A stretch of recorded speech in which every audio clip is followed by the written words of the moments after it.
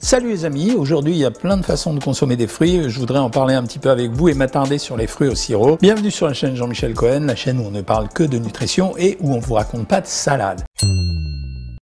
Il y a un vrai débat entre l'histoire des fruits et des fruits en compote, des fruits au sirop, des fruits secs, j'ai bien dit fruits secs et pas oléagineux, et même maintenant des produits comme ça que j'ai trouvé assez intéressants, des fruits en compoté. Les fruits normalement ça se consomme en saison parce que la conservation des fruits, si vous n'êtes pas grossiste en fruits, elle est compliquée dans un réfrigérateur. Ça peut tenir un moment, ça peut tenir 15 jours, 3 semaines, quand c'est mis au frais, ça peut tenir jusqu'à 3 semaines un fruit, sauf si ça s'oxyde évidemment. Mais par contre, si vous voulez aller au-delà des 3 semaines, ben, c'est un peu compliqué. C'est ce qui a fait que dans le passé, et encore aujourd'hui, ce qu'on faisait, c'est qu'on cueillait les fruits, notamment parce que il y avait beaucoup de réserves d'arbres fruitiers. Et puis, quand on a son petit verger à soi, on va cueillir des cerises, des pommes, etc. Et on va essayer de les conserver. Pour les conserver, il y a 2 méthodes. La première méthode était simple et très concernante. C'est par exemple essayer de fabriquer des cerises à l'eau de vie. En fait, l'alcool est un conservateur. Si je mets des cerises dans de l'alcool et si je ferme bien le bocal et si je laisse pas trop d'air à la surface, c'est pas besoin vraiment de les stériliser pour pouvoir les conserver relativement longtemps, tellement l'alcool est un bon conservateur. Le deuxième mode de conservation, c'est le sucre. Si je trempe des fruits pendant longtemps dans un sucre, je vais pouvoir les conserver. C'est la particularité des fruits confits, sauf qu'avec le temps, non seulement ils vont se déshydrater, mais ils vont s'imprégner d'énormément de sucre à l'intérieur, donc je vais avoir un produit ultra sucré. Ce que faisaient nos ancêtres auparavant, c'est qu'ils avaient très simplement chez eux un stérilisateur. Ils mettaient les fruits dans de l'eau ou dans un mélange avec du sucre parce que ça améliorait la conservation. Et puis ils mettaient ça au stérilisateur en essayant de ne pas mettre d'air dans le bocal. Et ils stérilisaient, ça veut dire qu'ils cuisaient à une tellement haute température ou suffisamment longtemps en tout cas, de telle façon à pouvoir conserver le fruit, éliminer toutes les bactéries, tous les champignons qui étaient à l'intérieur et garder les fruits de telle façon à pouvoir en consommer en hiver, ce qui était super important parce que comme il y avait quasiment très peu de fruits en hiver, ça permettait d'avoir la ration de vitamine C et c'est ce qui prouve l'adaptabilité de l'homme à son environnement. C'était le système qu'on avait trouvé de façon antique pour pouvoir conserver les fruits. Nous aussi on fait pareil, c'est-à-dire que pour ceux qui ont la flemme d'acheter des fruits ou ceux qui veulent en conserver régulièrement chez eux ou ceux qui veulent faire de la cuisine sans forcément avoir sous la main le fruit qu'ils désirent. D'ailleurs, je vous signale, c'est le cas des boulangers et de l'industrie agroalimentaire.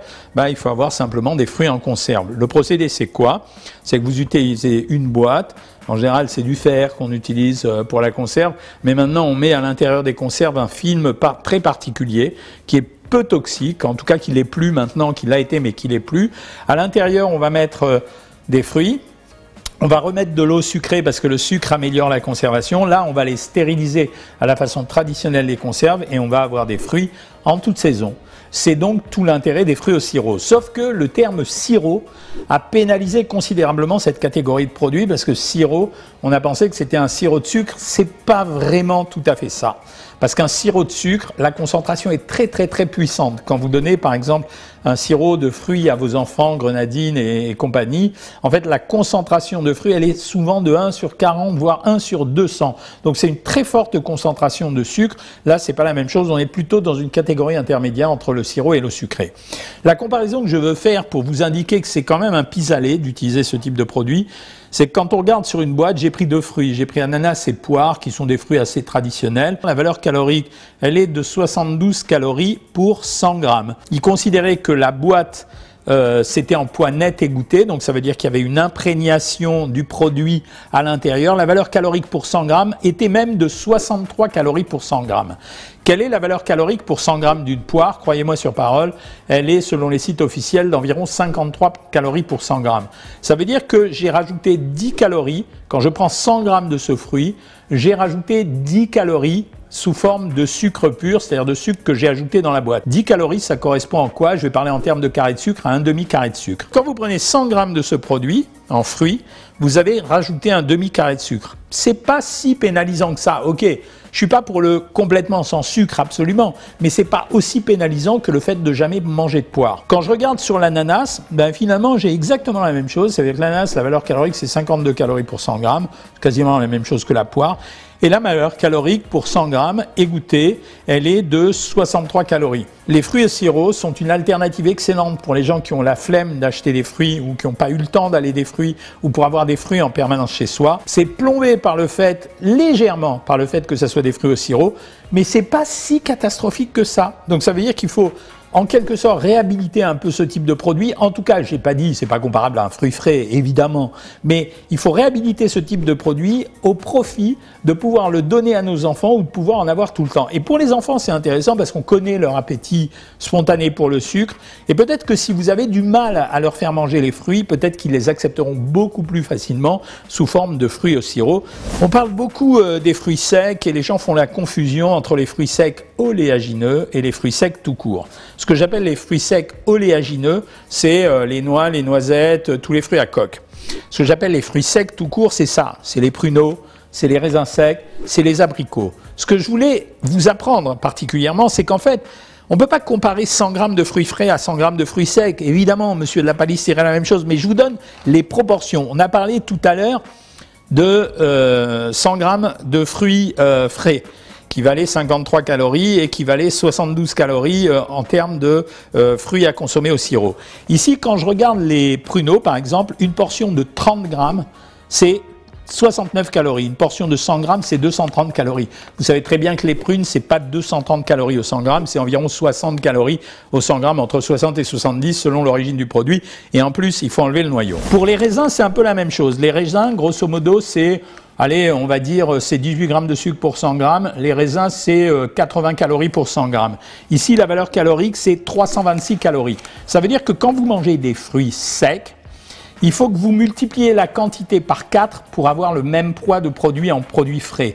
Ça veut dire que si vous prenez 100 grammes de ce produit, c'est comme si vous aviez pris 400 grammes de prunes. Si vous prenez 100 grammes de raisins secs, c'est comme si vous aviez pris 400 grammes de raisins secs. Et pour les abricots, bah, c'est un peu la même chose, 276 calories, c'est strictement la même chose. Est-ce qu'il faut en consommer? Oui, vous pouvez les consommer pour deux raisons. Première raison, ça se conserve super bien. Deuxième raison, ça se balade beaucoup plus facilement que des abricots à grignoter comme ça dans la rue. Par exemple, quand vous êtes au boulot, vous n'allez pas consommer des abricots et les mains et le noyau et l'eau qui sort de l'abricot, etc. Le fruit sec, il présente l'avantage de pouvoir se croquer comme un produit du quotidien, à condition de savoir qu'il faut que vous respectiez cette proportion. C'est-à-dire que quand vous prenez 3 abricots secs, vous avez l'équivalent de 12 abricots normaux. Voilà, c'est juste ça ce que vous devez savoir, donc il faut faire attention. Donc quand vous prenez des abricots, allez, comme l'abricot c'est un fruit petit, je dirais qu'on pourrait en prendre 6, il faudrait prendre 2 abricots secs. Pour les pruneaux, il faudrait en prendre maximum, allez, je vais dire 2 ou 3. Et pareil pour les raisins secs, ça sera une poignée. J'ai trouvé dans les magasins ce produit. Alors ça m'a intéressé parce que c'était, d'abord la marque est plutôt sympa, et ensuite c'était écrit compoté. L'avantage des compotés, c'est qu'on est intermédiaire entre la compote et la confiture. Et j'ai regardé la valeur calorique de ce produit et j'ai pas été terrorisé, c'était 104 calories pour 100 grammes. Donc c'est pas si mal que ça, c'est-à-dire que 72 calories, 104 calories, produit frais 50 calories, donc c'est le double du produit. Le seul problème un peu pénalisant de ça, c'est qu'à l'intérieur, il y avait glucides 24 grammes, dont sucre 24 grammes. En fait, la compote, la pêche, c'est un produit qui contient environ 10 grammes de sucre. Donc là, pour 100 grammes, il y avait quand même à chaque fois 10 grammes de sucre en plus. C'était un peu plus lourd. Mais en tout cas, c'est une très très bonne alternative à la confiture. Je pense que ça rend à peu près le même service. C'est un goût différent. Ou ça peut être très utile pour mettre dans les yaourts à la place du sucre et d'ajouter un peu de fruits. En termes de valeur nutritionnelle, je voulais vous dire que l'avantage des fruits, c'est les contenus en vitamines et les contenus en minéraux. Les minéraux vont pas bouger selon le type de fruit que vous allez consommer et selon la forme que vous allez utiliser. En termes de vitamines, il y aura sûrement une petite déperdition dans les produits secs, mais c'est compensé par le fait que justement, c'est facile à transporter et ça peut rendre service dans plein d'occasions. Voilà ce que j'avais à vous dire sur le sujet. Donc, comme à l'accoutumée, vous commentez, vous critiquez, vous me donnez des idées de vidéos. Surtout, n'oubliez pas, abonnez-vous s'il vous plaît. Ça fait plaisir, ça valorise la chaîne et ça incite d'autres personnes à la regarder. Et puis, vous la partagez pour vos copains. Salut les amis!